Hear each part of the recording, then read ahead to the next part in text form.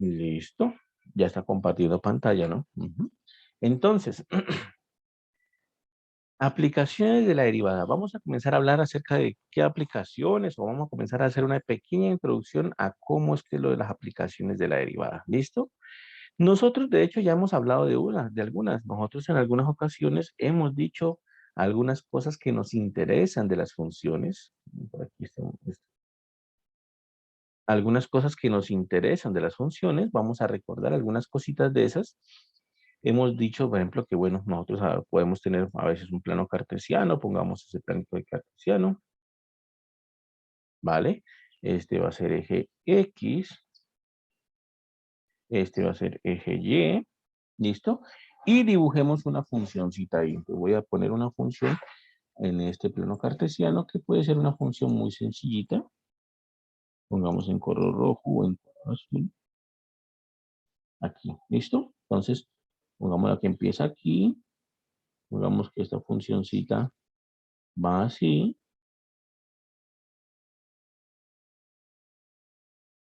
Un segundito la dibujo mejor. Pongamos que esta funcióncita va así. Ahí, ¿listo? Y termina aquí. Supongamos que tenemos esa gráfica de esa función que no la conocemos, pero bueno, pongámosle función f. ¿Listo? En algún momento yo les comentaba que lo que nos interesa en este curso es llegar a las aplicaciones de la derivada.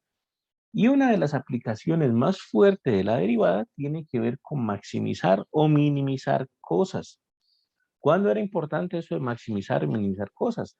Pues es importante cuando nosotros tenemos, por ejemplo, cuando estamos en una empresa, queremos maximizar ganancias, queremos minimizar costos, o si somos ingenieros civiles, queremos maximizar la resistencia de una estructura, o queremos minimizar pues el costo que genera pues una estructura, o queremos minimizar el peso. Bueno, diferentes funciones que podemos uno maximizar o minimizar. Pero, ¿qué es maximizar y qué es minimizar? Pues bueno, nosotros habíamos hablado que cuando tenemos una funcioncita como esa que está ahí y tenemos unos punticos especiales en esa función. Por ejemplo, estos punticos de por aquí son punticos especiales, ¿vale? Esos punticos son especiales porque son como las cimas de las montañitas. Por ejemplo, si esa función fuera la de costos, pues digamos que ahí uno sabría que en esas montañitas, pues el costo es máximo. Si fueran ganancias, pues mejor dicho, si fueran ganancias, pues uno sabría que en esas montañitas, pues las ganancias son mayores, ¿vale? Son mayores. De hecho, habíamos dicho que esos punticos, de hecho, se llaman máximos, ¿vale? Máximo, este es un máximo también. Y este es un máximo también. ¿Listo? Esos punticos, de hecho, tienen nombre propio y se llaman máximos. Sin embargo, ustedes pueden ver que hay un máximo que es más grande que todos. Ese que estoy poniendo ahí en rojo es el máximo, digamos, máximo de los máximos, ¿no? Es el máximo más grande de todos. Entonces, uno a ese le llama máximo global, ¿vale? Ese le suele decir máximo global. Y a los que son más pequeñitos les dice local. Esto ya lo habíamos hablado en algún momento, eso lo habíamos comentado en algún momento, y bueno, eso funciona así. Los más alticos son máximos, el más alto de todos le dicen máximo global, y el más chiquitico de todos le dicen máximo, o los más pequeñitos, pues, máximos más chicos les dicen máximos locales. Y por supuesto que así como hay máximos, pues hay también mínimos, ¿no? Estos punticos que están más abajo, esos punticos que están más abajo, también les dicen mínimos. Entonces, esto va a ser un mínimo, mínimo, pongámosle mínimo. Esto va a ser otro mínimo y esto va a ser otro mínimo. Y asimismo, el mínimo que sea más chiquito de todos, el más bajo de todos, ese le dicen mínimo global y a los otros simplemente mínimos locales. ¿Listo?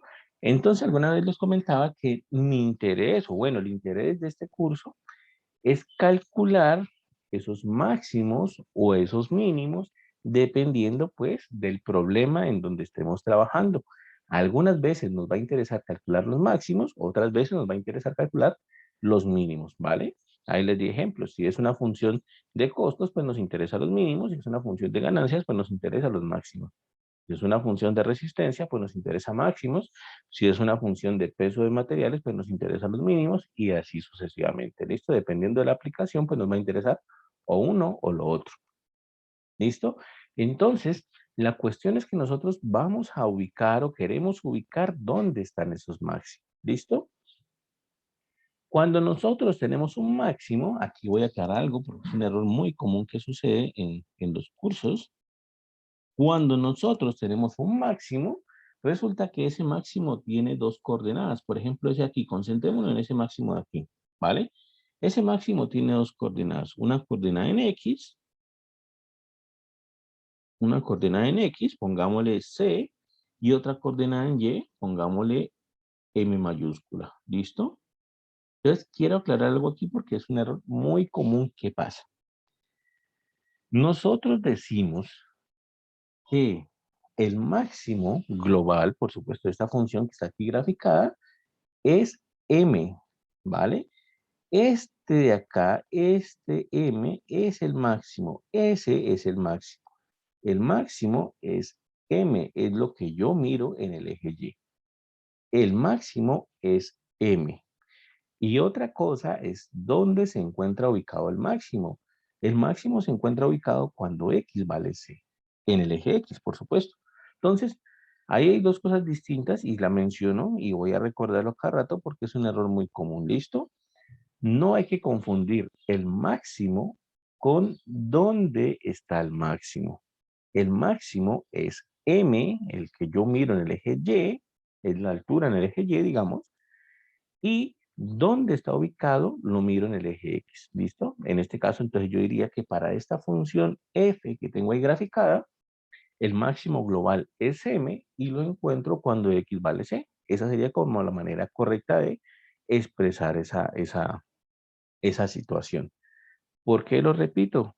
Porque es un error muy común que los estudiantes digan, ah, no, es que para esa función f el máximo es c. Y entonces ahí ya hay un error porque C no es el máximo, C no es el máximo. C es donde está ubicado el máximo, pero el máximo es M. ¿Listo? Entonces, eso pues lo aclaro y pues cuando tenga la oportunidad también lo voy a volver a recordar porque como les digo, es un error bastante común que sucede en estos casos de los cursos de cálculo. Lo mismo pasa con los mínimos, ¿no? Por ejemplo, al mínimo local le voy a colocar otra letra, una M minúscula, pongamos. A este mínimo local le voy a poner una letra M, mínimo global. Voy a poner una M minúscula y este está ubicado en un punto D. Entonces, en este caso diremos que el mínimo global de esa función, el mínimo global de esa función es M minúscula y se encuentra ubicado cuando X vale D. ¿Listo? Esa es la manera correcta de escribir eso. ¿Vale? Entonces, sí, eso es lo que nos interesa. Nos interesa ubicar esos puntos máximos y mínimos. ¿Listo? O máximos locales y mínimos locales también. Entonces, eso es nuestro punto de interés. Entonces, lo primero refiere pues a la definición ya matemática de qué es un máximo. Hasta ahora solo vimos la definición, digamos, charladita o la definición, pongámosle, intuitiva de lo que es un máximo, pero tiene que tener una definición matemática propia. Entonces, voy a copiarla acá y miren, y le vamos a ver qué dice esa definición de máximo o de mínimo. Entonces dice así, voy a copiarla ahí para que la podamos visualizar a cada rato. ¿Listo? Entonces dice así, si nosotros tenemos una función f, ¿listo? Entonces dice con dominio de, entonces ya nos están dando el dominio. El dominio de esa función es el conjunto T. Dice, f tiene un máximo absoluto o máximo global o máximo absoluto es lo mismo. En algunos libros van a encontrar máximo absoluto, en algunos libros van a encontrar máximo global. Es exactamente lo mismo. Entonces decimos que f tiene un máximo absoluto sobre el dominio, sobre todo el dominio D, en un punto C sí satisface la siguiente desigualdad. Si nosotros tenemos que f evaluado en C es más grande que f evaluado en X para todos los X del dominio, ¿vale? Leámoslo así entonces. Para una función f con dominio D, entonces nosotros decimos que f tiene un máximo absoluto sobre todo el dominio en un punto C. Miren que ahí están diciendo la localización, ¿no? En un punto C, si nosotros tenemos que al evaluar f en C, ese valor es mayor que evaluar f en cualquier otro valor de X, sobre todo el dominio, ¿listo? Justamente la situación de acá. F de C, por supuesto que será este valorcito de aquí. F de C será ese valorcito rojito que puse ahí. Y F de C, en este caso, pues es M, ¿cierto? Yo le puse una M mayúscula. Pero entonces ese es el más grande de todos, ¿listo? Es el más grande de todos los valores de la función. Es decir, en este caso nosotros tenemos que F de C es más grande que f de x para todo x que pertenece al dominio de esa función que graficamos ahí. ¿Listo? Esa es la definición matemática de máximo. Definición matemática de máximo. ¿Listo? Entonces, lo mismo para el mínimo, ¿no? El mínimo pues va a ser con la desigualdad contraria, pero bueno, es exactamente lo mismo. Entonces, lo mismo. Tenemos una función f con dominio D, entonces f tiene un mínimo absoluto en un punto C, ¿vale? Si f de C es lo más pequeñito, es el más pequeñito que cualquier otro valor de la función evaluada en X, es decir, f de C es más chiquitico que f de X para todo X que pertenece al dominio. Justamente lo que está sucediendo aquí, ¿no? Aquí yo le puse D, pues porque ya tenía una C ocupada ahí. Pero bueno, este es entonces f de D sería el valor mínimo absoluto o mínimo global de esta función, porque es el valorcito más chiquito, mejor dicho, f de D es menor o igual que f de X para todo X que pertenece al dominio de esta función. ¿Listo? Entonces, eso es lo que está sucediendo aquí. Esa es la definición de máximo y mínimo. ¿Listo? Entonces, esa es la definición de máximo y mínimo. Ahora bien, ¿hasta ahí claro, muchachos? ¿Está bien hasta ahí? ¿Una pregunta? Bueno, parece que está claro hasta ahí. Entonces, esa es la definición de máximo absoluto y mínimo absoluto. No hemos definido todavía lo de mínimo local y máximo local. Eso todavía no. Apenas hemos hecho la de máximo global y la de mínimo global. ¿Listo? Y recuerdo, máximo global y máximo absoluto es exactamente lo mismo. En algunos libros lo encuentran ustedes como máximo absoluto, en otros lo encuentran como máximo global, pero es exactamente lo mismo. Mínimo global y mínimo absoluto es exactamente lo mismo, ¿vale? Entonces, así que así está esta situación. Ahora bien, resulta que la cuestión del máximo o el mínimo depende no solamente de la función, sino del dominio en el cual estemos trabajando. En otras palabras, el dominio, cambiando el dominio, mejor, en otras palabras, cambiando el dominio, puede cambiar quién es el máximo y quién es el mínimo absoluto. ¿Cómo? Voy a hacer un ejemplo. Entonces, miren, por ejemplo, la función más clásica de todas, pongamos Desmos, que siempre graficamos en Desmos, pongamos Desmos, y tomemos la función f de x igual a x al cuadrado. ¿Listo? Voy a colocar x al cuadrado aquí.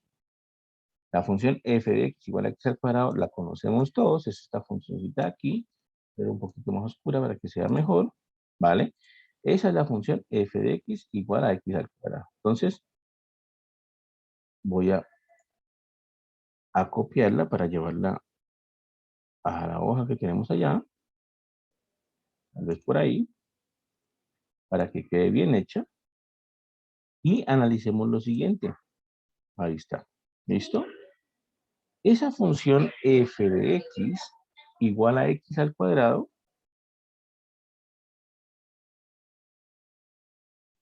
tiene como dominio todos los reales. El dominio de esa función son todos los reales. No tiene ningún problema en poderse evaluar en cualquier número real. ¿Listo? Y el rango de esa función va a ser el intervalo desde 0 hasta más infinito. Es decir, en otras palabras, el dominio de la función son todos los reales y en otras palabras, el punto más bajito de esta función, el punto más bajito, o mejor dicho, como estamos hablando ahora, el mínimo de esta función es este, es el punto cero, ¿no? Ese es el mínimo de la función. Y de hecho, solo tiene mínimo, ¿vale? No tiene máximo, porque la función se dispara hacia infinito cuando x pues es muy grande, tanto positivo como negativamente, ¿no? Entonces, la función se dispara hacia más infinito. Significa entonces que esta función, f tiene mínimo global o mínimo absoluto, ¿vale? Tiene mínimo absoluto y es 0. Se encuentra en x igual a 0, ¿vale? Entonces miren lo que sucede con esta función. Ya dijimos, no confundir el mínimo ni el máximo con dónde se encuentra el mínimo y el máximo. Entonces, en esta función particular, el mínimo de la función se encuentra ahí, en 0. Ese es el punto más bajito de la función, 0 en el eje y. ¿Dónde lo ubicamos? En 0 en el eje x. En este caso coinciden los dos ceros, pero bueno, en este caso coinciden los dos ceros. Entonces, el mínimo global de esa función es 0 y se encuentra cuando x vale 0. ¿Listo? Y no tiene máximo absoluto. No tiene máximo absoluto. Porque la función se dispara y no hay un valor más grande que todo, sino que la función se va para infinito y pues siempre está creciendo. ¿Listo? ¿Hasta ahí está claro? ¿Hasta ahí está bien? Bueno, entonces resulta que si yo cambio el dominio de la función, si yo cambio el dominio de la función, puede, es mejor dicho, puede ser que cambien esas características, puede ser que el mínimo global sea otro, puede ser que el máximo absoluto exista, bueno, cambiando el dominio de la función puede suceder cualquier cosa, por eso es que les digo que el mínimo y el máximo dependen también de quién es el dominio de la función. Por ejemplo, la misma función x al cuadrado, la voy a poner por aquí, listo, incluso me va a servir hacerla en, en GeoGebra de pronto. Se puede abrir un GeoGebra también, me sirve también en GeoGebra. Tal vez también sirve por aquí. Vamos a ver si abre esto. Entonces miremos acá. Listo, miremos en GeoGebra que de pronto por aquí es un poco más fácil. Entonces voy a colocar la función x al cuadrado. ¿Listo? X al cuadrado. Esa ya la dibujamos, eso está ahí.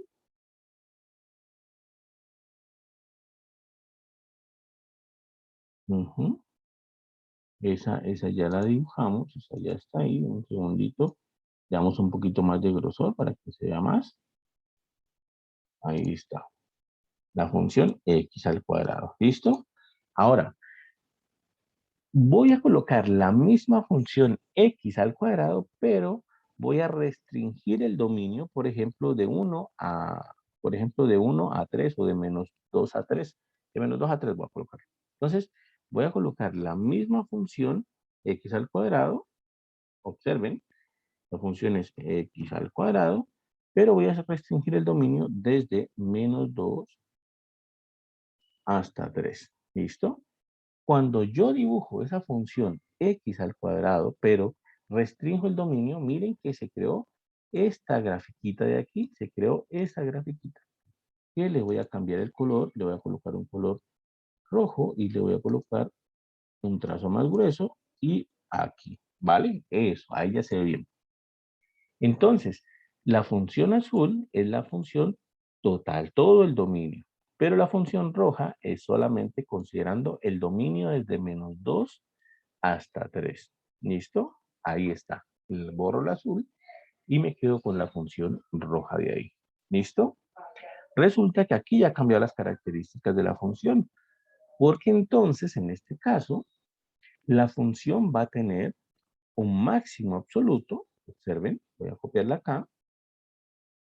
La función va a tener un máximo absoluto y la función, este lo voy a borrar, lo iba a hacer aquí, pero como más fácil en GeoGebra, sale como mejor. Ahí está. En este caso, miren, mi función tiene un máximo absoluto, está aquí, hasta aquí llega la función. De estos son punticos cerrados, de hecho, porque así puse el dominio, este cerrado y este cerrado, ¿vale? Mi función en este momento, entonces, cuenta con un máximo absoluto, se encuentra aquí, máximo absoluto o máximo global, ¿listo? Ahí se encuentra un máximo absoluto. ¿Cuánto es ese máximo absoluto? Ese máximo absoluto es 9. Miren, aquí está 9. ¿Dónde está ubicado ese máximo absoluto? Ese máximo absoluto está ubicado cuando x vale 3. ¿Listo? Aquí está. Cuando x vale 3. Entonces, esa es la situación. Cambié el dominio, ahora ya tiene máximo absoluto, antes no lo tenía. Sigue teniendo el mínimo absoluto, aquí está, mínimo absoluto. En este caso el mínimo absoluto es 0 y se encuentra ubicado cuando x vale 0. Y de hecho, por acá surgió un máximo, pero es local. No hemos definido todavía máximo local, pero ese de ahí es un punto alto, y no, pero no es el más alto de todos. Entonces, por lo pronto, entendámoslo intuitivamente. Es un máximo local. Luego, entonces, cambié el dominio y aparecieron esa situación de ahí. Ya tuvo máximo absoluto, tuvo otro máximo local, tuvo mínimo absoluto y bueno, diferentes características cambiando el dominio de la función, ¿vale? Y esa es la cuestión. Cuando estamos trabajando con máximos y mínimos, el dominio puede cambiar todo también. Miren, por ejemplo, el mismo ejemplo aquí en el texto. Miren, por ejemplo, consideran ellos la función x al cuadrado, la que estamos haciendo nosotros, x cuadrado, x cuadrado, x cuadrado. Y ellos ensayan varios dominios. El primer dominio son todos los reales. El segundo dominio le ponen de 0 a 2. El tercer dominio le ponen abierto en 0, cerrado en 2. Y el cuarto dominio, intervalo abierto de 0 hasta 2. ¿Qué pasa con esos dominios? Las gráficas generadas son estas, miren, cambiando los dominios. ¿Listo? Esta primera gráfica ya la analizamos. Esta primera gráfica tiene dominio de todos los reales. Y dijimos que cuando sucede eso, entonces la función x al cuadrado tiene mínimo absoluto. Aquí está, solo mínimo absoluto, pero no tiene máximo absoluto, ¿vale? La función se tiende a infinito, la función pues tiende a crecer infinitamente cuando x es muy grande. Entonces tiene solamente mínimo. ¿Listo? Cambiando el dominio por el intervalo 0,2 cerrado, observen, intervalo 0,2 cerrado, entonces nos quedamos con este trozo naranja de la función. Y aquí entonces ahora ya tiene un máximo absoluto, está acá el máximo absoluto, y tiene ahora un mínimo absoluto, está acá. Entonces cambió el dominio, cambiaron las condiciones. Aquí ya apareció máximo absoluto y apareció mínimo absoluto. Cambia el dominio otra vez, pone cerrado abierto en 2, cerrado no, abierto en 0 y cerrado en 2. Observen ahí, ¿listo? Esta función tiene máximo absoluto, está acá, y el que fuese a ser candidato a mínimo absoluto, el que fuese a ser candidato a mínimo absoluto, que es ese acá, resulta que está el puntico sin pintar. Resulta que como el intervalo es abierto, pues ese puntico no pertenece a la función. Significa que el que es candidato a mínimo absoluto, pues no está en la función, no está dentro de la función, y por tanto no tiene mínimo absoluto. Entonces, otra vez, cambiando el dominio, cambió totalmente la perspectiva que teníamos de máximos y mínimos. Colocando este intervalo abierto en, abierto en 0 y cerrado en 2, obtenemos máximo absoluto, pero no obtenemos mínimo absoluto. El que es candidato, el que fuese normalmente el mínimo absoluto, no está dentro de la función. Colocando el intervalo abierto, la situación es peor. Si colocamos el intervalo abierto, de 0 hasta 2, el que fuese a ser candidato de máximo no está en la función, el que fuese a ser candidato para mínimo tampoco está en la función. Entonces, esta función con intervalo abierto no tiene ni máximo ni mínimo. ¿Listo? No tiene ni máximo ni mínimo. Ninguna de las dos cosas. Entonces, miren cómo con la misma función, todas son la misma función. Lo único que hemos cambiado es el dominio, entonces cambia todo lo que sabemos o todo lo que tenemos de máximos y mínimos. Por tanto, ahí toca tener mucho cuidado. Cuando estemos trabajando sobre aplicaciones y estemos queriendo encontrar máximos, queriendo encontrar mínimos, tenemos que estar muy pendientes siempre del dominio de la función. ¿Quién es el dominio? Porque dependiendo del dominio, también van a cambiar donde hay máximos, donde hay mínimos y toda esa situación, ¿vale? Miren, por ejemplo, esto aquí. Aquí está el resumen de todo. En el dominio R no hay máximo, no hay máximo absoluto, pero sí hay mínimo absoluto de 0 cuando x vale 0. En dominio cerrado 0,2 hay máximo absoluto de 4 cuando x vale 2 y hay mínimo absoluto de 0 cuando x vale 0.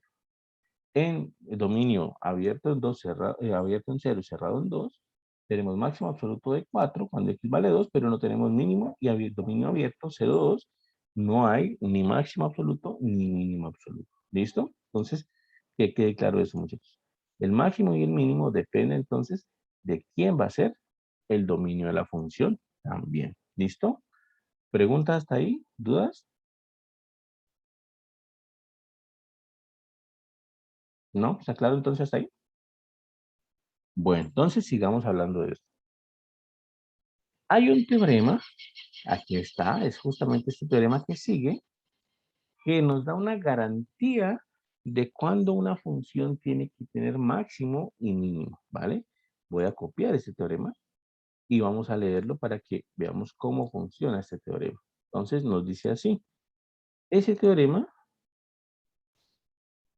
nos dice, si tenemos una función f y esa función f es continua en un intervalo cerrado, es muy importante que el intervalo sea cerrado, entonces nosotros vamos a poder garantizar la existencia de un valor máximo absoluto y un mínimo absoluto, ¿vale? Miren lo que dice, voy a volverlo a leer. Nosotros necesitamos que la función f sea continua. Esa es la primera característica. Si no es continua, cualquier cosa puede pasar. Entonces, lo primero que necesitamos es que la función f sea continua. Y necesitamos que sea continua en un intervalo cerrado. Esas dos cosas tienen que ser así, tienen que pasar así. Si no, cualquier cosa puede pasar. Miren que en el caso anterior, en el ejemplo anterior del texto, del libro, cuando colocamos un intervalo abierto, no hay ni máximo ni mínimo. Entonces, cualquier cosa puede pasar. Entonces, necesitamos una función continua en un intervalo cerrado. Si eso sucede, si tenemos que la función es continua, tenemos que eso sobre un intervalo cerrado, entonces nosotros vamos a poder garantizar que la función tiene dos cosas. Tiene máximo absoluto y tiene mínimo absoluto. Tiene las dos situaciones, ¿vale? Tiene las dos situaciones. Entonces, eso es lo que dice el teorema. Si nosotros tenemos una función continua en un intervalo cerrado, entonces, a fuerza, ya podemos garantizar que existe un máximo absoluto y un mínimo absoluto, ¿vale? Eso es como algo así, ¿no? Simplemente voy a colocar una función continua por aquí y voy a colocar XY, Y, listo. Por aquí puede ser A, puede ser B. Y voy a graficar pues una función continua ahí sobre ese intervalo cerrado. Entonces, intervalo cerrado podría ser aquí, podría ser por aquí. Entonces, la función puede, yo no sé, hacer cualquier cosa. El caso es que es continua, entonces es un solo trazo, ¿no? Como es continua, debe ser un solo trazo. La función podría ser, por ejemplo, esto. Y bueno, aquí estaría mi mínimo absoluto y mi máximo absoluto. ¿Listo? Podría ser eso, por ejemplo. Tenemos mínimo absoluto y máximo absoluto. Si hace, yo qué sé, esto, por ejemplo, entonces aquí estaría mínimo absoluto y como por aquí más o menos tal vez estaría el máximo absoluto o algo así.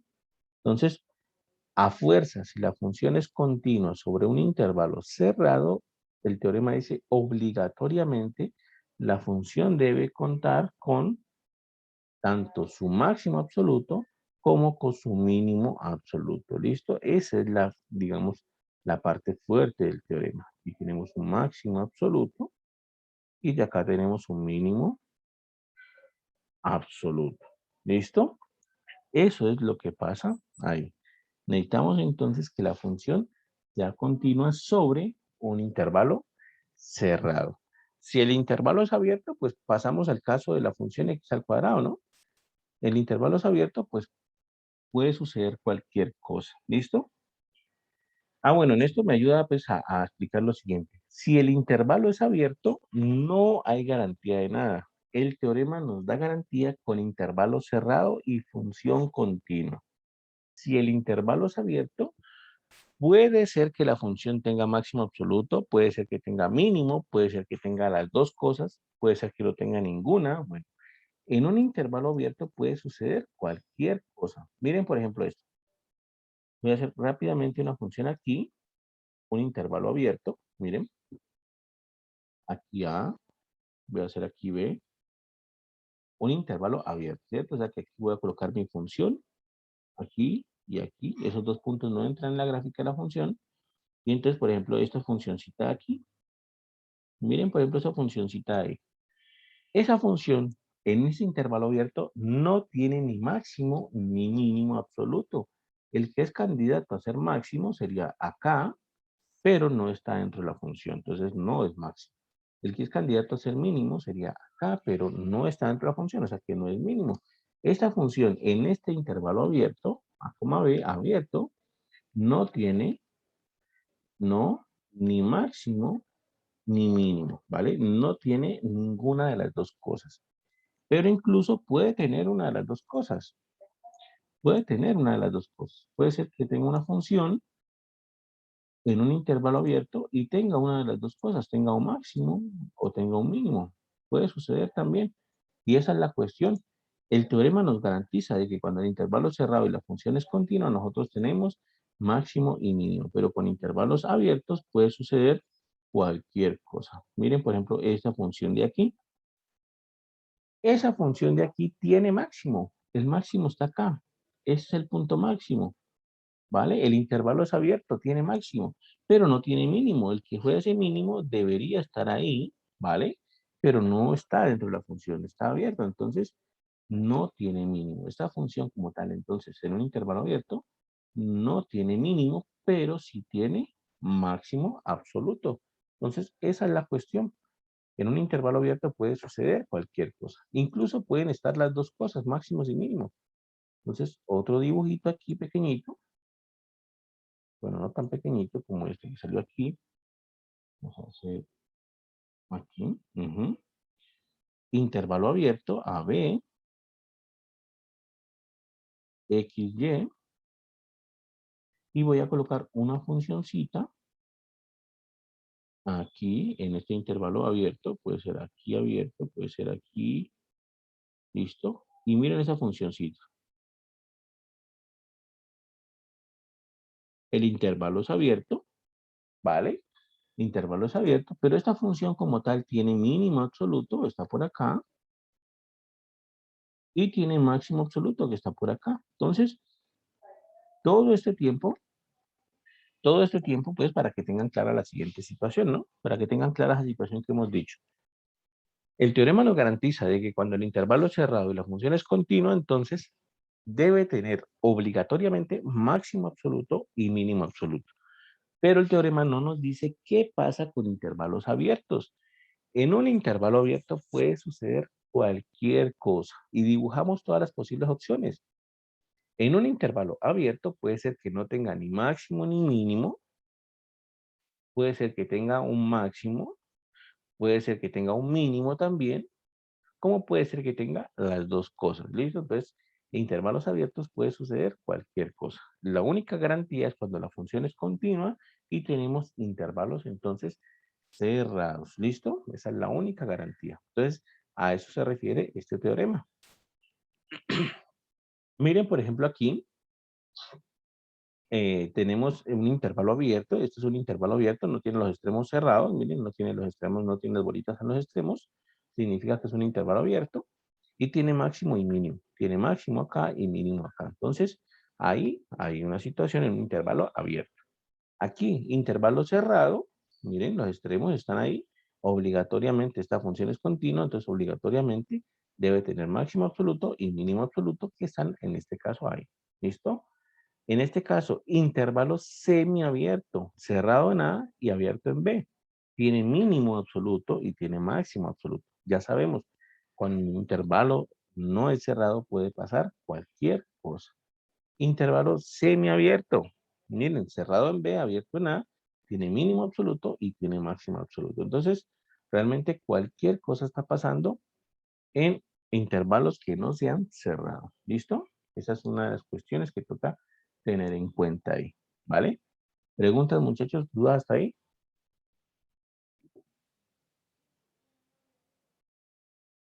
¿No? Bueno, si tienen alguna pregunta, no deben hacerla, ¿no? No hay ningún problema. Simplemente abren el micrófono o por chat también. Pueden hacerla, que ahí miramos qué dicen en el chat y listo. Ahora bien, ya hablamos de los máximos absolutos y los mínimos absolutos. Ahora hablemos de los valores locales que decíamos ahí. ¿Cómo definimos matemáticamente un máximo local o un mínimo local? Nosotros decíamos, es una montañita alta, pero no es la más alta de todas. Eso es lo que decíamos intuitivamente, ¿no? Es alta, pero no es la más alta de todas. Entonces, ¿cómo lo definimos? Pues decimos que un máximo es local cuando es máximo, ¿vale? Pero en una cierta partecita de la gráfica, no en toda la gráfica como el máximo local, el máximo global, perdón, que es el máximo de toda la gráfica, sino que nosotros decimos que un máximo es local cuando es el máximo, pero solamente en una partecita de la gráfica. Algo así. Vamos a hacer un grafiquito aquí, ¿listo? Vamos a hacer un grafiquito aquí. Entonces, nosotros tenemos una funcioncita por aquí, cualquiera. Pongamos aquí intervalitos A, B, pongámosla incluso cerrado. De hecho, hay algo que explicar también sobre estos intervalos cerrados también, ¿vale? Pongamos entonces una grafiquita, puede ser por ejemplo aquí así.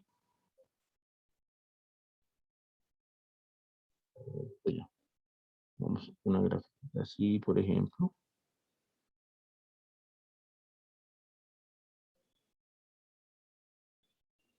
Algo así, tal vez. Por ahí queda como mejor. ¿Listo? Entonces, yo el máximo absoluto, pues lo puedo visualizar, lo puedo ver más o menos en la gráfica. El máximo absoluto se encuentra como por aquí.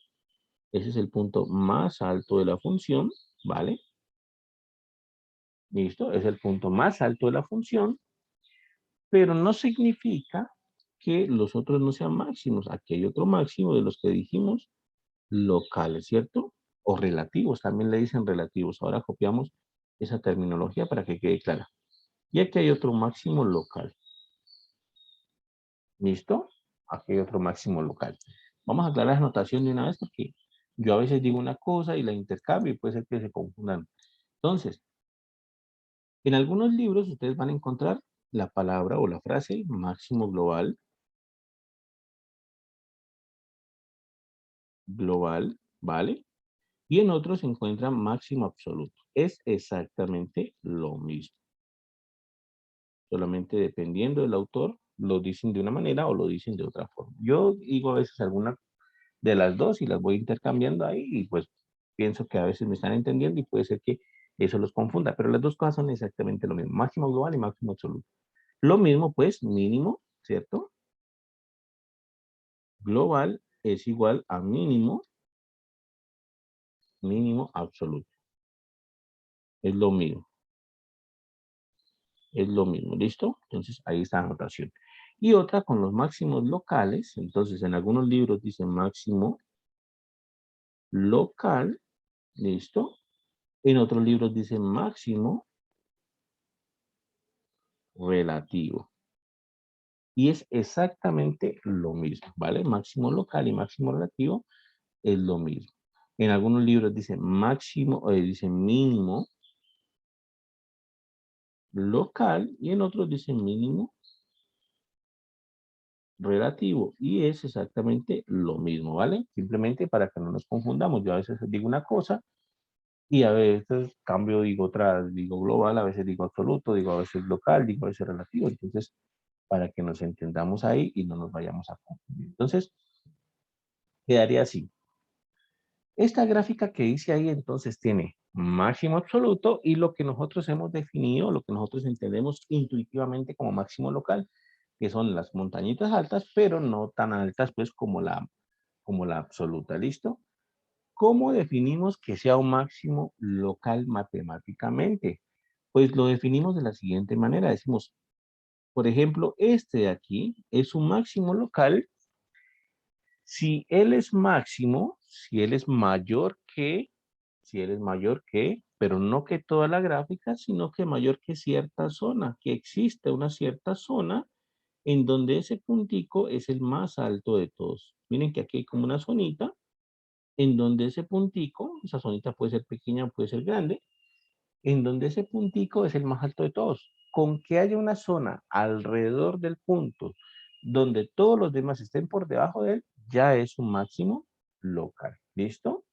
Esa es la cuestión. Miren que aquí también, este es un máximo local porque hay una pequeña zonita alrededor de él, de tal manera que en esa zona él es el más alto de todos, pero no el más alto de toda la gráfica. Esa es la definición matemática de máximo local como tal.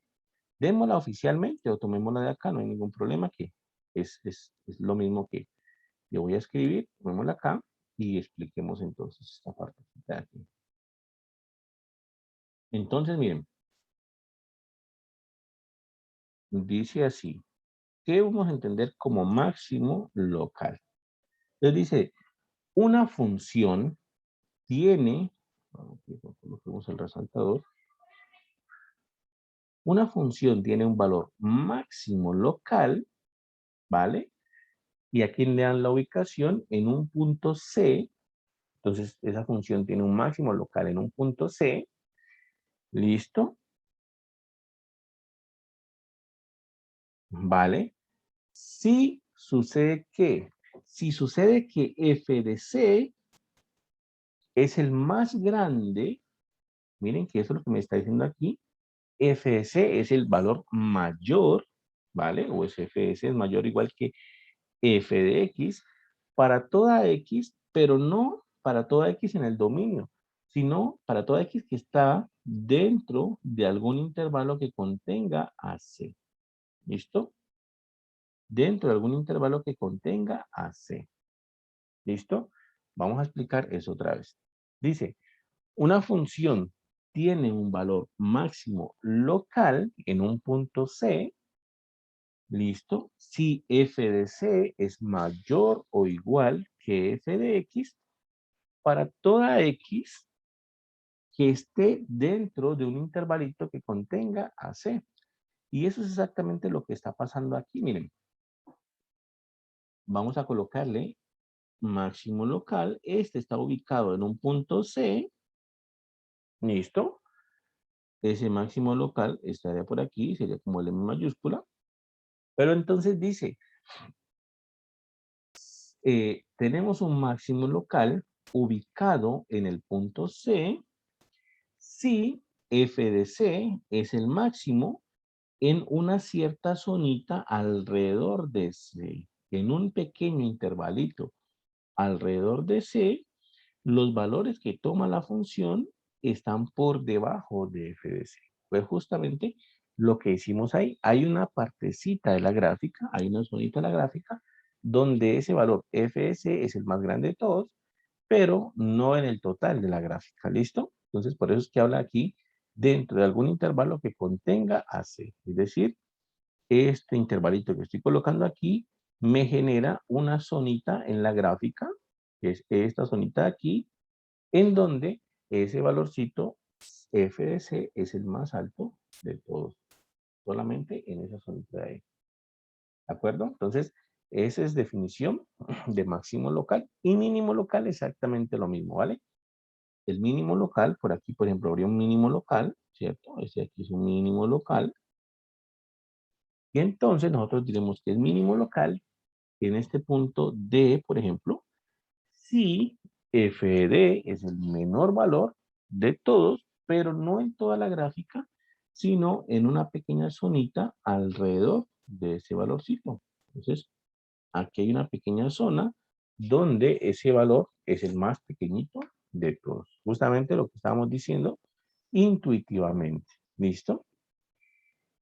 Ahora bien, hay algo que no hemos tenido en cuenta todavía, hay algo que es importante y lo hemos pasado, pues, lo hemos ido pasando.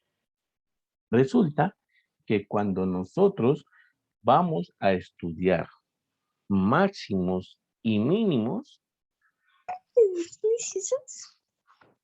¿preguntas, ¿tienes dudas? Bueno, cuando resulta que cuando vamos a estudiar máximos y mínimos, entonces nosotros tenemos que estudiar los extremos de los intervalos.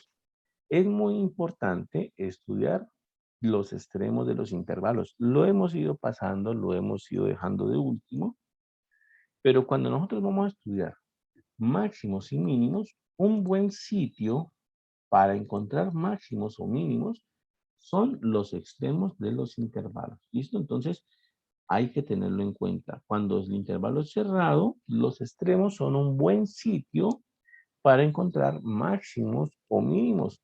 Observen que, de hecho, este extremo es un mínimo local y este extremo de acá también es un mínimo local.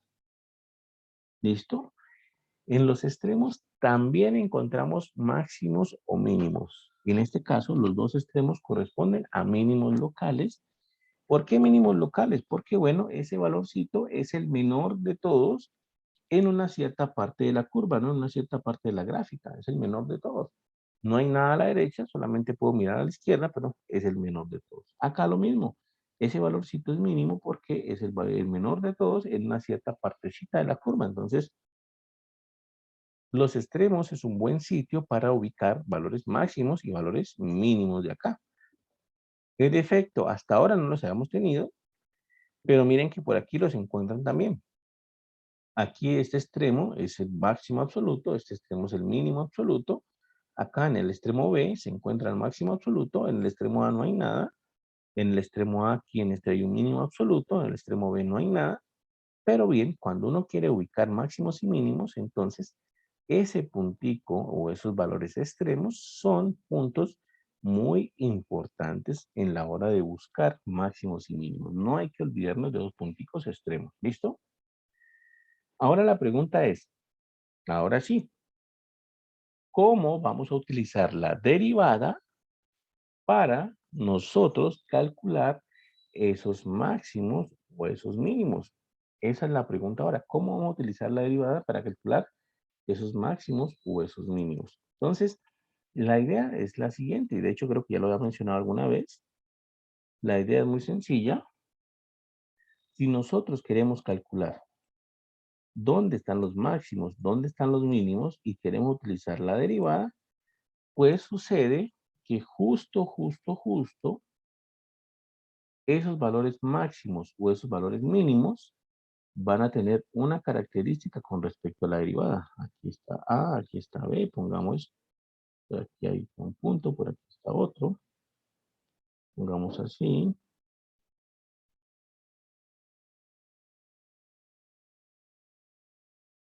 Ahí, ¿listo? Entonces, para esta figura, para esta gráfica que he hecho ahí, por aquí estamos con nuestro máximo, ¿cierto? Absoluto o máximo global. Por aquí está nuestro mínimo absoluto o mínimo global, ¿vale? Y por acá hay máximos, sí, bueno, acá hay un máximo local, de hecho, local, ¿vale? Y por aquí los extremos también, este es un mínimo local y este es un mínimo local también. Entonces, No nos olvidemos de los extremos, que los extremos también contienen información importante. Un mínimo local. ¿Listo? Entonces, esa sería nuestra gráfica. Sucede que justamente, cuando nosotros vamos acercándonos a un máximo o a un mínimo, sin importar si es local o global, las pendientes de las rectas tangentes van cambiando de signo. Observen, por ejemplo, en este caso, si nosotros nos fuésemos acercando a ese máximo absoluto, por ejemplo, una recta tangente en esta zona, esa recta tangente podría ser así, tiene pendiente positiva. ¿Listo? Cuando vamos acercándonos al máximo, por ejemplo, esta recta tangente tiene pendiente positiva. Pasamos el máximo y la recta tangente queda con pendiente negativa. Miren, por aquí una recta tangente luciría así más o menos. Entonces, antes del máximo, la recta tangente tiene pendiente positiva. Luego del máximo, la recta tangente tiene pendiente negativa. Y bueno, si todo surge bien, si toda la función es derivable, si se porta bien, va a resultar que justamente en el máximo la recta tangente tiene pendiente 0. Justamente en el máximo la recta tangente va a ser así, va a ser totalmente horizontal. Entonces, la característica que tienen esos puntos máximos o mínimos es que cuando pues, uno puede derivarlos, pues cuando existe la derivada, entonces en esos puntos la derivada va a valer 0. Miren que justamente es lo que va a pasar aquí. Miren que aquí están explicando esto. Tenemos la gráfica, ¿vale? Por ejemplo, aquí tenemos un máximo local y miren que justamente en ese punto la pendiente de la recta tangente es 0 porque la recta tangente es totalmente horizontal. Acá también tenemos un mínimo local, la recta tangente pendiente 0. Es decir, en otras palabras, que un buen sitio para ubicar los máximos y los mínimos son aquellos puntos donde la derivada nos dé 0. Donde la derivada nos dé 0, entonces esos son buenos puntos para encontrar esos máximos y mínimos. De hecho, miren ese teorema. Teorema de la primera derivada para los valores extremos. Dice, si f tiene un valor máximo local o un mínimo local en un punto interior C de su dominio, y f' está definida en C, entonces f' de C vale 0. Entonces, eso es lo que estamos diciendo básicamente aquí, en palabritas.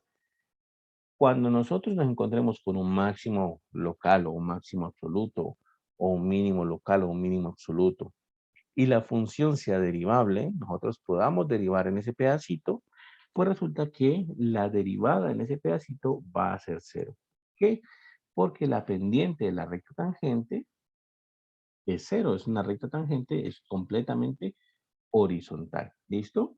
Entonces, esa es la situación. Ahí es que se une este estudio de los máximos y los mínimos con el estudio de la derivada.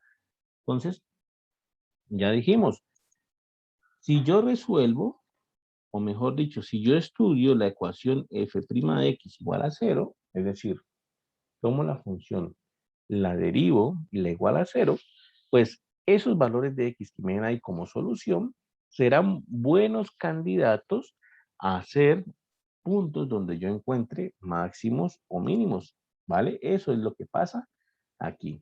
Esos puntos van a ser buenos candidatos donde yo encuentre máximos o mínimos. Y todo eso, pues, es la unión, entonces, ahora sí, esos máximos y esos mínimos con la derivada, que es justamente la parte importante de las aplicaciones. ¿Listo?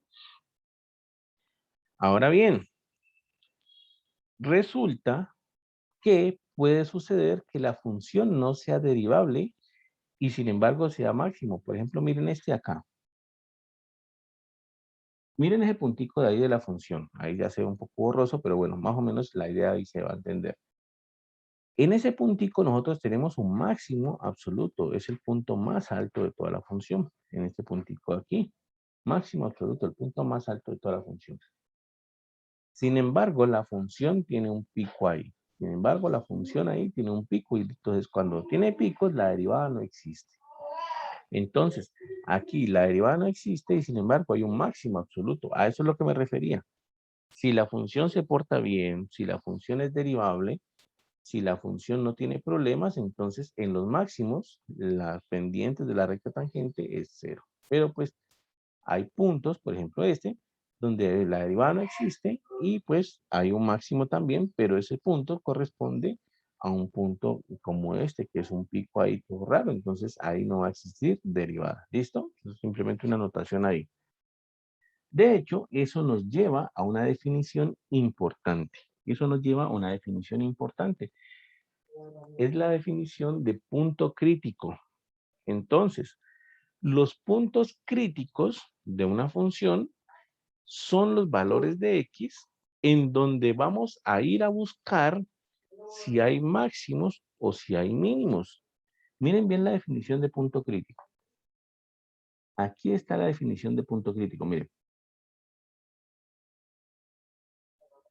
Un punto interior del dominio de una función f donde la derivada es cero o donde la derivada no existe es un punto crítico de la función, ¿vale?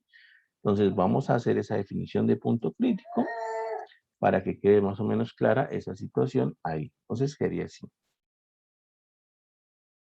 Definición. Entonces, para una función f,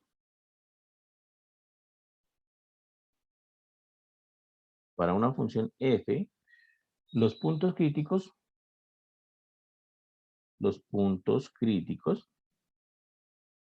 de f son todos aquellos valores de x donde f' de x es 0 o f' de x no existe. ¿Listo? Coloquémosle C. Voy a colocarle C. Perdón a ustedes, muchachos, voy a colocarle C para que no quede tan general con esa X ahí. Ya les explico cómo es que funciona esto. Todos estos valores C, ya les explico cómo es que funciona esto. Aquí, listo. Ahí está. Ya quedó con C mejor. Entonces quedaría así. Para una función f, los puntos críticos de esa función son todos aquellos valores c donde sucede una de las dos cosas. Donde sucede o bien que la derivada es cero o donde sucede o bien que la derivada no existe, ¿vale? Esa es la definición de puntos críticos. Son aquellos valores, todos los valores que encontremos nosotros, donde o la derivada es cero o donde la derivada no existe. Resulta que cuando nosotros vamos a buscar puntos máximos, bueno, si vamos a buscar máximos o mínimos de una función, los puntos críticos son los puntos en donde vamos a ir a buscarla, a buscar esos valores máximos o mínimos. ¿Qué es lo que tenemos que hacer entonces nosotros? Si, por ejemplo, entonces, en mi problema, o si yo coloco un problema, un ejercicio que dice, calcule o encuentre los máximos y mínimos de esta función, y doy la función, ¿vale? Y yo digo, calcule o encuentre máximos y mínimos, ¿vale? De la función f. Entonces, la pregunta es esa, calcule los máximos y los mínimos de esa función f. Entonces, ¿qué es lo que van ustedes a hacer? ¿O qué es lo que se va a hacer? Lo que se va a hacer es primero derivar la función, calcular f' de esa función, luego encontrar los valores que hacen que es la derivada me dé 0. Ahí tengo que resolver una ecuación. Una vez he encontrado esos valores donde la derivada es 0, encuentro los valores donde la derivada no existe y encuentro una lista de puntos críticos. Entonces aquí encuentro una listica de puntos críticos.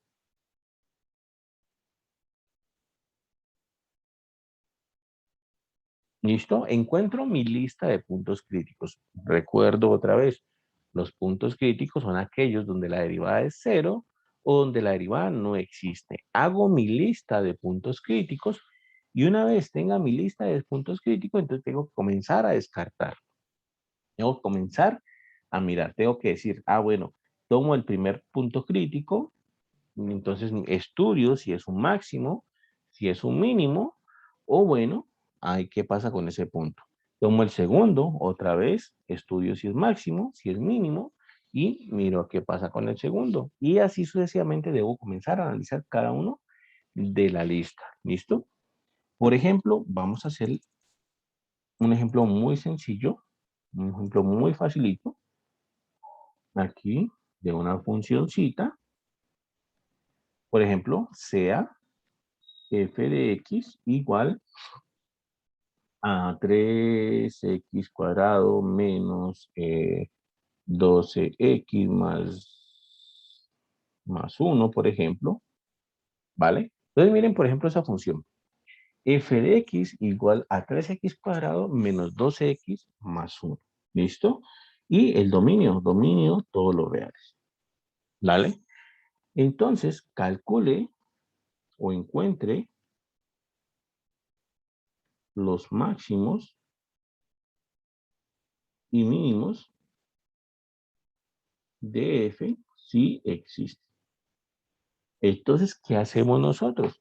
Lo que hacemos es, primero, derivar la función, ¿vale? Calcular f' de x. En este caso es muy sencillo. La derivada de esa función es la derivada de 3x al cuadrado bajo el 2, multiplico 2 por 3, 6, y le resto una potencia, me queda 6x, menos la derivada de 12x, que es 12 más 1, que es la derivada de 0. O sea que la derivada de la función 3x cuadrado menos 2x más 1 me da 6x menos 12. Luego, el segundo paso es igualar esa derivada a 0. Quiere decir que igualo entonces 6x menos 12 igual a 0. Resuelvo la ecuación, paso el 12 a sumar al otro lado y paso el 6 a dividir y me queda 12 sobre 6 que es 2. Entonces encuentro que x debe ser 2. Este puntico de aquí es un punto crítico. ¿Por qué es un punto crítico? Porque es un punto donde la derivada vale 0. ¿Listo? Es el único punto crítico que hay, de hecho. Es el único, no hay más. La función es derivable para todo valor de x, es decir, que no existen los puntos donde la derivada no existe. Y el único valor de x que hace que la derivada me dé 0 es 2. No hay más puntos críticos. Significa que si esa función f tiene un máximo o tiene un mínimo, ese valor de máximo o de mínimo tiene que estar ubicado en x igual a 2. No tiene otra opción. Tiene que estar ahí en x igual a 2. Tiene sí o sí que haber o un máximo o un mínimo. Entonces, grafico la función 3x cuadrado menos 2x más 1. Grafico la función para que veamos cómo es que funciona ahí. 3x cuadrado menos 12x más 1. ¿Listo? Y esta es la función que me está dando ahí. 3x cuadrado menos 12x más 1. Ahí está la función. ¿Listo? Y miren que Desmos me señala que esa función aquí tiene un mínimo. Aquí. Y miren que yo le doy clic a ese mínimo y la ubicación de ese mínimo es en x igual a 2. Justamente como lo calculamos. En x igual a 2. No tenía más opciones. Ese puntico de ahí tenía que ser o un máximo o un mínimo, ¿vale? Y en este caso, pues resultó siendo un mínimo. ¿Listo? Todavía no he enseñado cómo descartar si es máximo o es mínimo, no hemos hablado de eso todavía, pero estamos diciendo es que cuando nosotros calculemos los puntos críticos, esos puntos críticos van a ser los candidatos a ser máximos o a ser mínimos. Entonces, ¿qué es lo que tenemos que hacer nosotros? Pues sacar la lista de todos los puntos críticos que tenga una función y comenzar a examinar uno por uno de esos puntos y a descartar si son máximos o son mínimos y así. ¿Listo? Entonces, de esa manera es como funciona esto. ¿Listo? ¿Está claro, muchachos? ¿Está bien hasta ahí? ¿Alguna pregunta hasta ahí?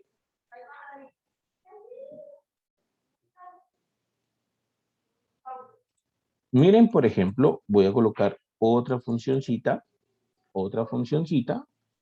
muy parecida, de hecho, no la voy a complicar tanto, simplemente como para que veamos cómo se calculan los puntos críticos. ¿Listo? Les voy a colocar otra funcioncita, de hecho, muy parecida. F de x igual a 4x al cuadrado, pongámosle, ¿vale? Más 16x menos 3, por ejemplo. ¿Listo? Esa función de ahí, veamos a ver qué pasa. Pero démosle el dominio. Dominio de f igual a, démosle, por ejemplo, al intervalo desde menos 2 hasta 5, yo qué sé, no sé. Démosle, por ejemplo, de menos 2 hasta 5. ¿Listo? Entonces, ahora estoy dando la función, estoy dando el dominio de esa función y mi pregunta es, ubique dónde están los máximos y los mínimos de f. ¿Listo? Entonces, estoy dando la función y ahora estoy dando el dominio de la función. Entonces, hacemos lo de hace rato. ¿Cómo solucionamos eso? Entonces, en primer lugar, calculamos la derivada de esa función para encontrar la lista de puntos críticos. Mi función es 4x cuadrado más 16x menos 3. Derivo esa función. Esa derivada me da, bajo el 2 me queda un 8. X más 16. La derivada de 16x es 16. La derivada de menos 3 es 0. ¿Vale? Derivo la función. Hallo los puntos donde f de x me dé 0, es decir, resuelvo esa ecuación. 8x más 16 es igual a 0. 8x más 16 es igual a 0. Resuelvo la ecuación pasando entonces, aquí voy a modificar un poquito el dominio. Voy a modificar, menos 3 voy a colocar, simplemente para que quede un poquito más grande aquí. ¿Listo? Paso el 16 a restar, entonces me quedaría 8x igual a menos 16, y paso el 8 a dividir, me quedaría entonces 16 sobre 8, y 16 sobre 8 es menos 2. Una vez he resuelto la ecuación, entonces ahora sí saco mi lista de puntos críticos.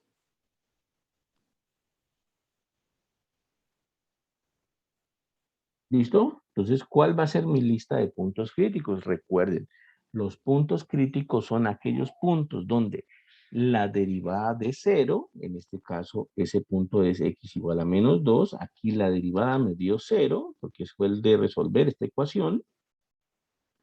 Entonces, ese es el punto crítico cuando la derivada es de 0, y los puntos críticos son o cuando la derivada es 0 o cuando la derivada no existe.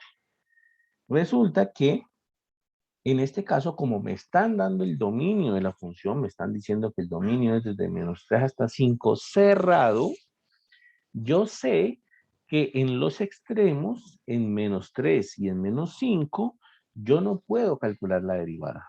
¿Por qué no puedo calcular la derivada?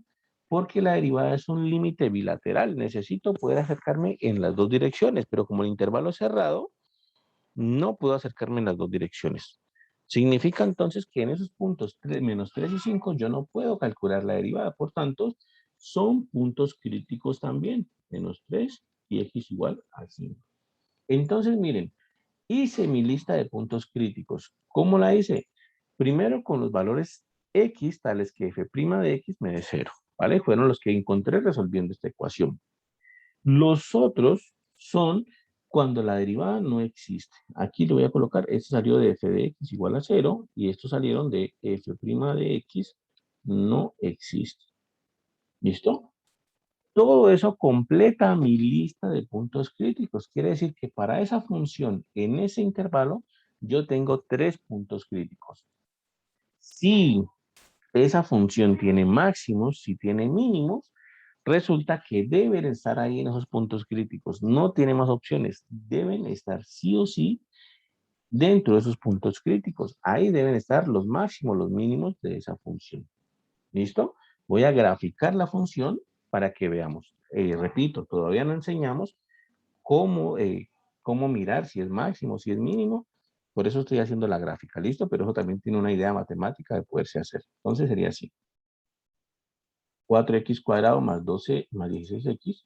Voy a hacerla aquí en GeoGebra, porque aquí me permite restringir el dominio. Sería entonces 4x cuadrado más 16x menos 1, creo que era, menos 3.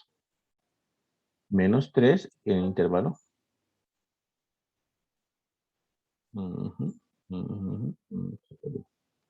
4x cuadrado. Voy a borrar esto. Voy a borrar esto. Listo. Entonces vamos a colocarlo otra vez. Función 4x cuadrado más 16x menos 3, desde menos 3 hasta 5. ¿Listo? Entonces, según nuestra función, según nuestra gráfica, vamos a ver esto. Aquí le puse cuadrado. Aquí. Ah, sí, aquí está. Aquí sale muy pequeñita. ¿Listo? Vamos a darle un poquito más de grosor para que se vea más. Color azul. Más grosor. ¿Listo? Esa es la gráfica de esa función que está ahí. Es una gráfica pues que sube bastante. Lastimosamente sube mucho. ¿Vale? Pero entonces nuestra consecuencia o lo que vimos fue, si esa función tiene máximos, tiene mínimos, deberíamos buscarlos en los puntos críticos que fueron menos 2, menos 3 y 5. ¿Listo? Miren que, por ejemplo, el punto crítico, aquí de hecho GeoGebra lo señala, es un punto extremo, es un punto, es el mínimo absoluto, de hecho se encuentra en menos 2. O sea que ahí ya estoy corroborando información acerca de los puntos críticos. Punto crítico igual a menos 2. Aquí se encuentra el mínimo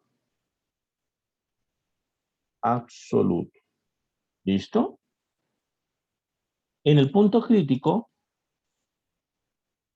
x igual a menos 3, que fue este de acá, se encuentra un máximo local, y de hecho el punto crítico x igual a 5, sino que sale aquí la gráfica, se encuentra el máximo absoluto. Entonces, este de aquí es máximo, aquí encontramos un máximo local,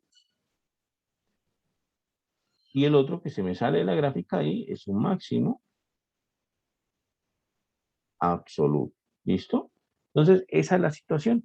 Si hay un punto crítico, si hay un valor extremo, si hay un máximo o un mínimo, el lugar donde tenemos que ir a buscar es a los puntos críticos. ¿Listo? Si hay un máximo o un mínimo, el sitio donde tenemos que ir a buscar es a los puntos críticos. Por tanto, tenemos que sacar nuestra lista de puntos críticos y esa lista de puntos críticos involucra a los valores de la función tal que la derivada me dé 0 y los valores de la función tal que la derivada no existe. Por eso, en este caso, mi función tenía 3 puntos críticos. Uno correspondiente a que la función me dé 0 y los otros dos los extremos de los intervalos, porque ahí la derivada no existe. Por eso les decía hace rato que en los extremos de los intervalos es un buen sitio para encontrar máximos o mínimos, ¿listo? Porque son puntos críticos, ¿vale? Esa es la situación ahí, ¿de acuerdo? Ahora, hay algo que no he mencionado que tiene que ver con esto,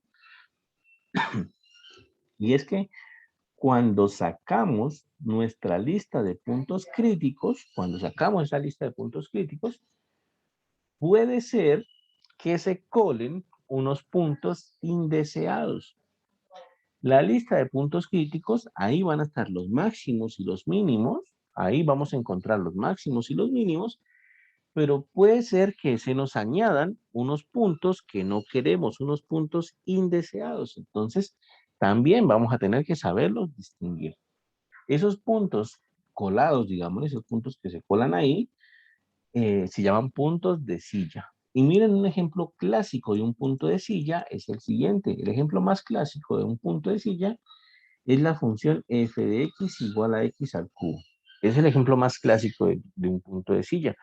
¿Por qué? Porque si me dicen a mí, calcule los puntos críticos de esa función para hallar máximos o mínimos, pues entonces yo derivo la función, esto me da 3x cuadrado, igual a la derivada a 0, esto me da que 3x cuadrado es igual a 0, resuelvo la ecuación, paso el 3 a dividir, me quedaría x cuadrado igual a 0 sobre 3, que es 0. Saco raíz cuadrada, ¿cierto? Es igual a raíz de 0. Raíz cuadrada de x al cuadrado me da valor absoluto de x igual a 0. Y x me da valor absoluto de x igual a 0, significa que x igual a 0. Entonces, cuando yo tomo la función x al cuadrado y calculo los puntos críticos, resulta que esa función tiene como punto crítico único al punto x igual a 0. Este es un punto crítico. ¿Por qué? Porque a la derivada de ahí me da 0. ¿Listo? Es un punto crítico. Entonces yo digo, listo, entonces si debe tener máximo o mínimo esa función, pues el lugar donde los voy a buscar es al punto crítico.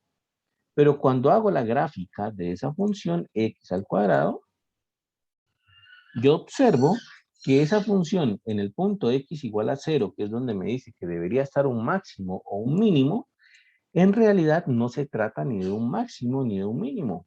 Miren que aquí en x igual a 0 no es un máximo porque no es el valor más grande de todos, ¿vale? Ni siquiera localmente, ni es mínimo porque es el valor más pequeñito de todos, ni siquiera localmente. De hecho, aquí en este punto x igual a 0, en la derecha de ese punto los valores son mayores, en la izquierda de ese punto los valores son menores. Ese es un ejemplo típico de un punto de silla. Un punto de silla es un punto crítico que no corresponde a un máximo ni a un mínimo, ¿vale? Ese es el ejemplo más clásico de punto de silla. Entonces, cuando nosotros estamos intentando resolver nuestro problema con derivadas, sacamos la lista de puntos críticos, pueden surgir 3, 4, 5, 6, 7 puntos críticos, y tenemos que comenzar entonces a de esa lista sacar punto por punto, ir descartando punto por punto, coger el primero y decir, ah, listo, este se trata de un máximo, entonces, bueno, máximo. El segundo se trata de un mínimo, listo, mínimo. Tomar el tercero y, por ejemplo, decir, ah, bueno, este yo hago los cálculos, hago las cuentas, miro que este es un punto silla, entonces fue un punto que se coló ahí, que no me sirve para nada, ¿listo? Y sigo, continúo con el cuarto punto y así sucesivamente. Tengo que comenzar a descartar uno por uno si se tratan de máximos, de mínimos o puntos de silla. Y repito, esos puntos de silla se colan cuando uno está calculando los puntos críticos. Van a salir ahí en la lista de puntos críticos. Pueden salir muchas veces esos puntos de silla justamente como en esta función, que es la del ejemplo más clásico de un punto de silla. La función x al cubo. Tiene un punto crítico, que es el punto x igual a 0, pero cuando yo voy a analizar ese punto crítico, pues no se trata ni de un máximo ni de un mínimo, sino que por un lado los valores son mayores, por otro lado los valores son menores, y por tanto, pues es un punto silla. Eso es lo que se define como un punto silla. ¿Listo? Vale, muchachos. ¿Preguntas, dudas hasta ahí? Ha sido largo, ha sido muy charlado, la verdad, ha sido bastante charladito, pero la idea es que quede claro esto, qué es lo que buscamos, cómo es que vamos a hacer para encontrarlos. Ya sabemos que cuando queramos calcular un máximo, cuando queramos calcular un mínimo, lo que tenemos que hacer en el fondo es sacar nuestra lista de puntos críticos. Eso va a ser lo más importante de todo, sacar una buena lista de puntos críticos y comenzar a descartar cada punto crítico. Eso de comenzar a descartar cada punto crítico aún no lo enseñamos matemáticamente, eso hay maneras de sacarlo matemáticamente, aún no enseñamos el proceso pues matemático detrás de eso, pero la idea es esa, tomar esa lista de puntos críticos y descartar uno por uno, decir se trata de un máximo, se trata de un mínimo, ¿vale? Preguntas, muchachos, dudas hasta ahí, ¿alguna inquietud? Bueno, ¿Daniel va a decir algo?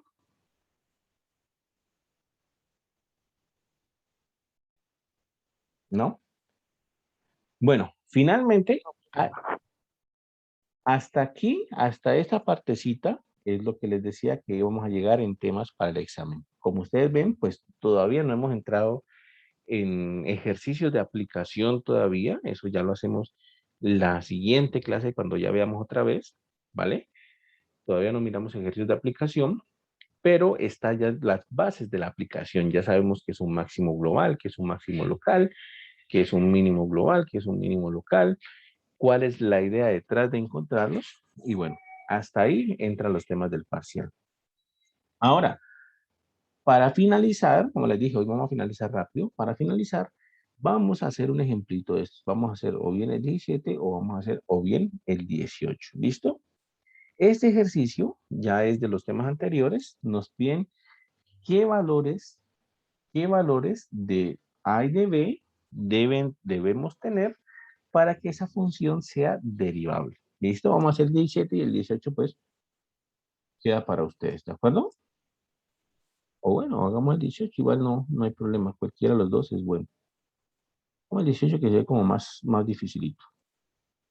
Entonces vamos a resolver este ejercicio número 18, al menos la parte A. ¿Listo? Esta parte. Entonces recuerden, necesitamos encontrar valores de A y de B de tal manera que esa función que está ahí, que es definida a trozos, sea derivable. ¿Listo? Esa es la cuestión ahí.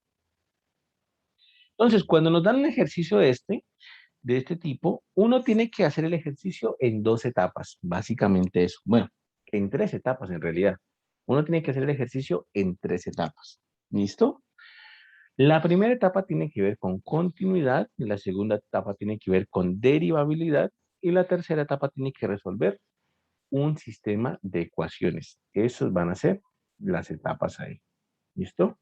Esas van a ser las etapas ahí. Entonces, veamos.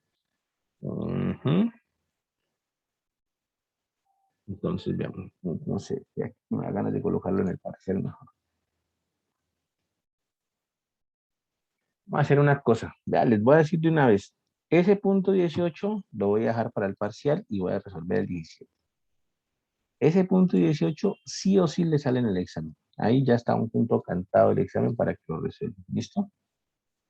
Entonces voy a resolver el 17 y ustedes hacen el 18. Ya ese 18 es un punto cantado para el examen. Ahí está. Entonces ahí tienen unos días para resolver el 18. ¿Listo? Resolvamos el 17 entonces. Entonces, decíamos, para resolver un ejercicio de estos nosotros tenemos que resolverlo en 3 etapas. La primera etapa tiene que ver con continuidad, la segunda etapa tiene que ver con diferenciabilidad y la tercera etapa tiene que ver con resolver un sistema de ecuaciones. Entonces, ¿qué es lo que pasa? Lo que pasa es lo siguiente. Si yo solicito, si a mí me están pidiendo que esa función f que está aquí definida a trozos sea derivable, resulta que yo sé por un teorema que toda función derivable tiene por obligación, tiene que ser continua. Toda función derivable por obligación tiene que ser continua. Entonces, esa es la primera etapa que estamos trabajando aquí, que esa es la primera etapa que tiene que trabajar. Entonces, pongámosla así, etapa 1, pongámosle como etapa 1 y pongámosle continuidad. ¿Listo? Y la cuestión es que para que f sea derivable, obligatoriamente tiene que ser continua. Para que la función, para que f sea derivable, para que f sea derivable, entonces obligatoriamente f tiene que ser continuo. ¿Listo? Esa es la situación ahí. Y entonces eso es lo que yo voy a buscar, que la función sea continua. Y para que la función sea continua, recuerden que se debe tener lo siguiente, ¿no? Límite cuando x tiende a un cierto valor c, de f de x debe ser f de c. Esa es la definición de continuidad. Ahora bien, si voy y analizo esta función f que me están dando, pues es una función definida a trozos, y resulta que se parte justamente cuando x vale 2. Justamente ahí se está partiendo esa función cuando x vale 2. Antes de 2 se está tomando unos valores y después de 2 se está tomando otros valores. ¿Listo? Entonces, justamente la cuestión está en ese punto x igual a 2. ¿Cómo hace uno para exigir que la función sea continua? Pues nosotros tenemos que verificar la continuidad en x igual a 2. En los demás puntos no tiene problema. En todos los demás puntos la función es continua porque se trata de polinomios. Aquí es ax, acá es otro polinomio. Entonces, la función en todos los demás puntos es continua, no tiene ningún otro inconveniente. El único inconveniente que tiene es el x igual a 2. Entonces, yo necesito para esta función, necesito que cuando yo haga el límite, cuando x tiende a 2 de f de x, me dé f de 2. Eso es lo que necesito. Eso es lo que le voy a exigir a la función como en un primer paso. Para que haya derivabilidad, necesito que haya continuidad. Entonces, eso es lo primero que voy a exigir, que el límite cuando x tiende a 2, que es justamente donde ahí está el problema, de esa función me dé la función evaluada en 2. ¿Listo? Entonces, en primer lugar, voy y analizo quién es la función evaluada en 2. Entonces, voy y miro en qué caso tengo que evaluar. Resulta que la función evaluada en 2 tengo que evaluarla en este caso. ¿Listo? Y dice que tengo que utilizar esta expresión. Entonces, la función evaluada en 2 sería a por 2 al cuadrado, sería a por 2 al cuadrado, menos b por x, menos b por 2, más 3. Puedo simplificar eso un poquito, me quedaría 2 al cuadrado es 4a, ¿cierto? Menos 2b más 3. Eso me está dando la función evaluada en 2. ¿Listo? Ahora, por otra parte, debo hacer el límite cuando x tiende a 2. Entonces, ahora debo hacer límite cuando x tiende a 2 de la función. Pero, como justamente la función se parte en 2 y ese límite debe ser bilateral, debe ser en ambas direcciones, por izquierda y por derecha de 2, entonces no me queda otra opción que hacer límites laterales. Tengo que hacer límites laterales. Límite cuando x tiende a 2 por izquierda y límite cuando x tiende a 2 por derecha. Entonces, tengo que hacer límites laterales sí o sí, porque la función se parte justamente ahí en x igual a 2. Esto es el límite cuando x tiende a 2 por izquierda, el límite cuando x tiende a 2 por derecha. Entonces, cuando x tiende a 2 por izquierda, entonces uno sabe que está acercándose al valorcito 2, pero por valores menores que 2, ¿cierto? Por valores menores que 2. Entonces vaya a averiguar en qué caso le corresponde cuando uno se acerca por valores menores. Y resulta que cuando uno se acerca por valores menores, pues está en este caso, ¿cierto? Entonces, ese es el valor que yo debo tomar ahí. Ese es el valor que yo debo tomar. F de X va a tomar el valor de AX entonces. ¿Listo? Y el otro caso pues será entonces AX cuadrado menos BX más 3, ¿cierto? Que es valores mayores o iguales que 2. Entonces, ahí está. Y hago límite lateral, es decir, calculo el límite. En este caso no tengo ningún inconveniente. Esta función no es una indeterminación, no es nada de eso que nos presenta problemas. Los límites simplemente sustituyo el valor a donde tiende el límite, ¿no? Esto tiende a por 2, que es lo mismo que 2a. Mientras que el otro tiende a lo que dijimos antes, a por 2 al cuadrado menos b, reemplazo entonces en x, reemplazo el valor de 2, que es a donde voy, más 3, que es igual a 4a menos 2b más 3. ¿Listo? Entonces, un límite lateral me dio 2a y el otro límite lateral me dio 4a menos 2b más 3. Esa fue la cuestión ahí. Pero como yo requiero que la función sea continua, necesito y requiero que la función sea continua, como f debe ser continua, entonces continua. Entonces, no tengo otra opción, sino que esos dos límites laterales sean iguales. Debe ocurrir que el límite lateral por izquierda, que es igual a 2a, debe ser igual al límite lateral por derecha, que es menos 2b más 3. ¿Listo? Eso es lo que debe ocurrir. Los límites laterales deben ser iguales. Aquí, por ejemplo, yo puedo pasar el 2a a la derecha, a restar, y obtengo 0 es igual a 4a menos 2a menos 2b más 3. O lo que es lo mismo, 0 es igual a 4a menos 2a, me da 2a menos 2b más 3. ¿Listo? Puedo reorganizar esto un poquito. Mandando el 3 al otro lado, por ejemplo. Reorganizo esto un poquito y me quedaría así. 2A menos 2B igual a menos 3, por ejemplo. ¿Listo? Eso, reorganicé eso un poquito y me quedó así. Entonces, esta es la primera parte del ejercicio. Aquí ya termina la primera parte del ejercicio. Encontré una ecuación o una relación que le voy a llamar 1.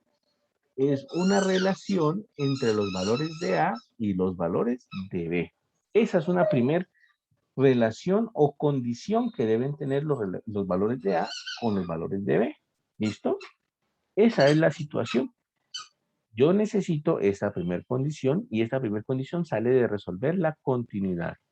Ahora bien, vamos a la segunda etapa. La segunda etapa tiene que ver con diferenciabilidad. En la segunda etapa me va a salir otra relación entre A y B. Etapa 2, derivabilidad o derivabilidad. ¿Listo? Y en la segunda etapa me va a salir otra condición acerca de A y de B. ¿Listo? Entonces lo mismo. Ahora tomo la función f. Tomo la función f. Voy a escribirla por aquí. F de x es igual a ax si x es menor que 2, ¿cierto? Creo que era así. Y la otra es ax cuadrado menos bx más 3 si x es mayor o igual que 2. ¿Listo? Listo. Ahora, la cuestión es que yo sé que cuando no estoy en x igual a 2, yo puedo derivar esa función. La derivada de esa función es la derivada de ax, que es a, y la derivada de ax cuadrado menos bx más 3, que es 2ax menos b. Y esto lo puedo hacer siempre que estoy lejitos de 2, siempre que estoy lejitos de 2. Por eso entonces he puesto ahí x menor que 2 y x mayor estrictamente que 2. Miren que aquí le cambié porque aquí era mayor o igual, pero yo sé que no puedo llegar hasta la igual, sino que tengo que estar lejitos de 2. Por eso puse menor o mayor estricto. ¿Listo? Pero derivé esa función ahí. ¿De acuerdo? Entonces, yo sé que para que esa función f' tenga sentido, para que esa función sea derivable, yo sé que cuando x tienda a 2, estos dos valores deben coincidir. Mejor dicho, yo busco hacer, o mejor dicho, condiciono esto a que el límite, cuando x tiende a 2, de f' de x exista. ¿Listo? A que esa derivada exista, a que esa derivada de hecho sea continua. Entonces, ¿cómo lo hago? Simplemente otra vez límites laterales. Aplican ustedes límites laterales. Límite cuando x tiende a 2 por izquierda de f' de x y límite cuando x tiende a 2 por derecha de f' de x. Esto me da límite cuando x tiende a 2 por izquierda, límite cuando x tiende a 2 por derecha y 2 por izquierda, entonces estoy en el caso de aquí, que es simplemente la A, y en el otro caso es 2ax menos b. ¿Listo? El primer límite es muy fácil, es el límite de una constante. El límite de una constante es la misma constante. Y el segundo caso es el límite cuando x tiende a 2, de 2ax menos b. Esto es 2ax, pero x tiende a 2, entonces menos b. Es decir, 2 por 2, 4a menos b. ¿Vale? Esa es la situación. Y entonces eso hay, y ya terminamos casi que está lista esta parte, porque yo requiero que la función sea derivable. Entonces, necesito que el límite izquierda, el límite cuando x tiende a 2 por izquierda, sea igual al límite cuando x tiende a 2 por derecha. ¿Vale? Eso es lo que yo necesito ahí. Requiero que el límite cuando x tiende a 2 por izquierda sea igual al límite cuando x tiende a 2 por derecha. Paso el a restar acá y me quedaría así. 0 es igual a 4a menos b. 0 es igual a 4a menos a, sería 3a menos b. Y obtengo, reorganizando esto un poquito, voy a reorganizar esto un tricito nomás aquí, simplemente voy a escribir aquí, luego obtengo esto, entonces, obtengo 3a menos b es igual a 0. Obtengo esta segunda relación entre los valores de a y los valores de b. Esta segunda relación está aquí. Eso culmina entonces la segunda etapa. Entonces recuerdo, la primera etapa, continuidad. Exigir que la función sea continua y al exigir que la función sea continua, obtuve una relación entre A y B que le llamé 1. Esta relación entre A y B me va a servir más adelante. Luego, en la segunda etapa, derivabilidad. Entonces, exijo ahora que la función sea derivable. Al exigir que la función sea derivable, yo pues derivo la función, igualo la función, calculo el límite lateral cuando x tiende a 2, ¿cierto? Porque es donde está el problema. Y obtengo otra relación entre A y B. Junto estas dos relaciones entre A y B, las voy a juntar aquí para que quede más claro. 3a menos b y la es igual a 0. Y la otra era 2a menos 2b igual a menos 3. 2a menos 2b igual a menos 3. Esto era la relación 1 y esto era la relación 2. Entonces, lo que surgió fue un sistema de ecuaciones 2 por 2. Ese sistema de ecuaciones 2 por 2 debo solucionarlo. Si yo soluciono ese sistema de ecuaciones, ya encuentro la solución de mi ejercicio. Y esa es la etapa 3. La etapa 3 es la solución de ese sistema de ecuaciones. Etapa 3, solucionar el sistema. Entonces, voy a tomar ese sistema 1, 2 y lo voy a solucionar. Si encuentro los valores de A y de B, ya entonces encontré la solución a mi ejercicio. ¿Listo? Entonces, voy a pasarlo aquí otra vez. Esto es 2A menos 2B igual a 3. Y esto es 3A menos B igual a 0. Esto es 1, esto es 2, y voy a solucionar ese sistema. Seguramente cuando vieron el curso de matemáticas básicas encontraron que hay varias maneras de solucionar el sistema. De hecho, hay como 5 maneras de solucionar el sistema.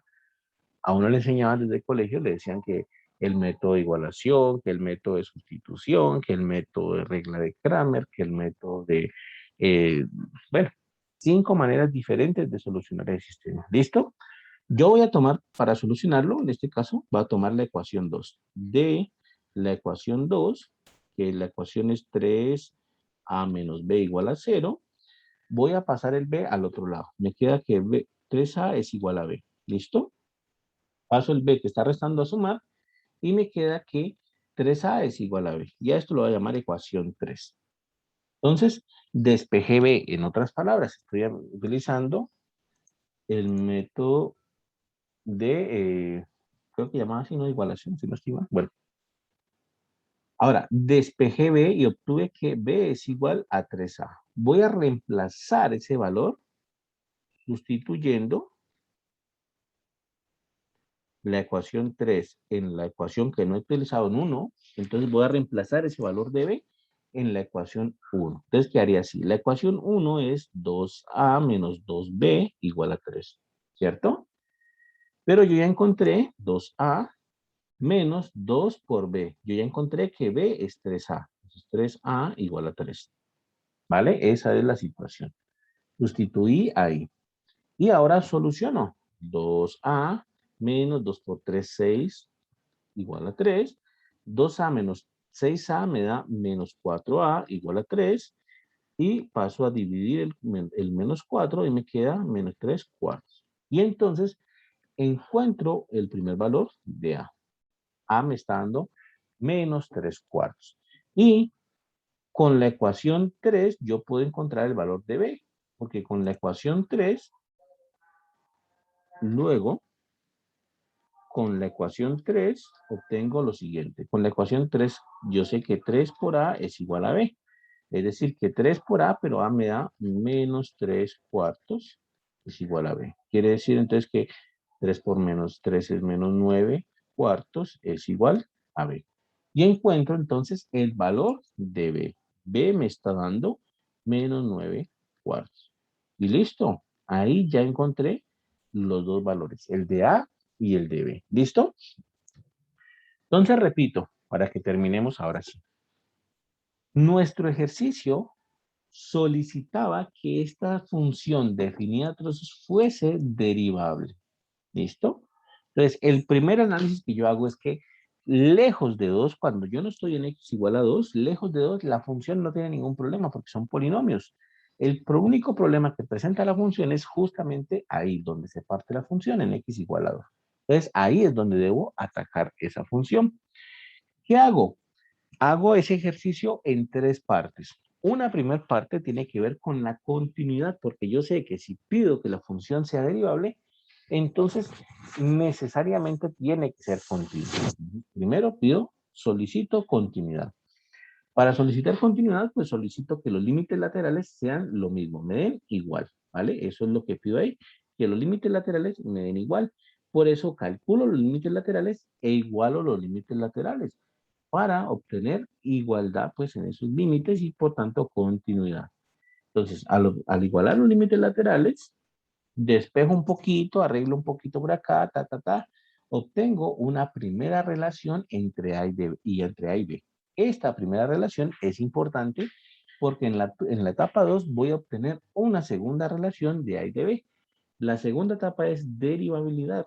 Lo mismo, yo sé que lejos de 2 no tiene ningún problema la función, yo la puedo derivar, lejos de 2 no tiene ningún inconveniente. Entonces, la derivo lejos de 2, aquí está derivada lejos de 2. Miren, aquí, ¿por qué sé que está lejos de 2? Porque aquí era mayor o igual y aquí simplemente le puse mayor para alejarme de ese puntico 2. Y la derivada común y corriente, la derivada de AX es A, la derivada de AX cuadrado es 2AX, menos la derivada de BX es B, y la derivada de 3 es 0, por eso la quito, ¿vale? Y entonces, para que la función sea derivable, yo calculo otra vez límites laterales cuando X tiende a 2 de la derivada, e igualo esos límites. Y cuando igualo esos límites, me da una segunda relación entre A y B. Ahora bien, con las dos relaciones que tengo sobre A y B, pues tengo entonces este sistema de ecuaciones lineales 2 por 2, así se llama oficialmente eso. Entonces yo tengo que solucionarlo con alguno de los métodos que uno ve en el curso de matemáticas generales o ve en el bachillerato, y entonces soluciona este sistema de alguna manera. Yo en este caso utilicé sustitución, fue la que legalmente utilicé aquí. ¿Qué fue lo que hice? Tomé una ecuación, despejé una variable y la sustituí en la otra ecuación. Y tomé la ecuación 2, despejé b y sustituí ese b en la otra ecuación y encontré entonces el valor de la variable a. Una vez encontrado el valor de la variable a, lo volví a sustituir en la otra ecuación y me dio el valor de la variable b y ya obtengo entonces los dos valores, ¿vale? Yo ya sé pues, que cuando a vale menos 3 cuartos y cuando b vale menos 9 cuartos, entonces esa función original es derivable. Esa función original hay diferenciabilidad ahí. ¿Listo? ¿Está claro, muchachos? ¿Está bien? ¿Algún inconveniente con esto? ¿Alguna duda? ¿Alguna inquietud? ¿Está claro para todos? Bueno, y finalmente ya saben, ¿no? Yo hice el ejercicio 17, el ejercicio 18 va a salir en el examen, ya está cantado. Ese ejercicio 18 sale en el examen, ese lo voy a poner ahí, ¿listo? Entonces, para que lo vayan resolviendo también. ¿De acuerdo, muchachos? Bueno, si no hay más dudas, no hay más preguntas, pues podremos dejar hasta aquí. Ya nos veremos el próximo sábado. No olviden, nos miramos a las 8 de la mañana para ver si tienen dudas, si tienen preguntas. Ahí resolvemos inquietudes que tengan. Y a las 10, pues ya quedarían en el examen parcial. ¿Listo? ¿No hay pregunta entonces? Bueno, entonces, listo. Entonces, ya nos vemos. De todas maneras, en el transcurso de la semana tengo el taller con otro curso de cálculo diferencial. Ahí les subo también el tallercito para que, pues, si de pronto lo quieren ver, entonces también tengan esa oportunidad, ¿vale? Bueno, mucha gente voy a tener esta pantalla. Ya nos veremos el próximo sábado. ¿Listo? Que estén muy bien. Hasta luego. Hasta luego, profe. Hasta luego, profe, gracias. Chao, Hasta luego, profe. chao, muchachos. Que la pasen bien. Buen fin de semana.